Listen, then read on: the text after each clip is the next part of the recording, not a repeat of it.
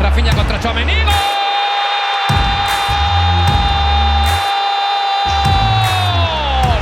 Los pequeños detalles, los grandes errores.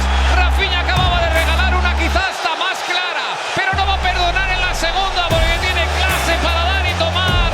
Medio campo tiene delante a Koundé, se la lleva hacia la banda, va a encarar, vamos Spini, ahí viene Vini, Vini que cambio, va Vinicius, se marcha, le pega, gol, gol, gol, gol, gol, gol, gol, gol, gol, gol, gol,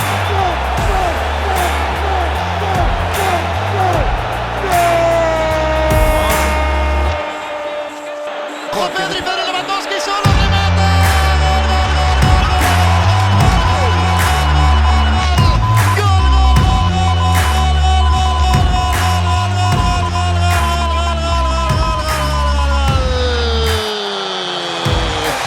Para responder a lo grande, al más puro estilo Flick.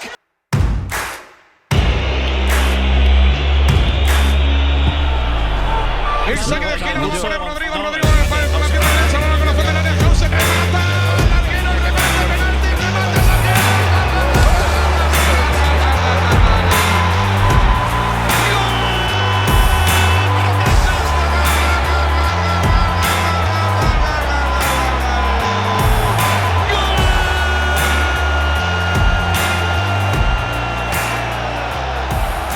cuidado la pelota, Ferran amaga, toca para Dani Olmo para Ferran, llega Rafinha, chuta, gol.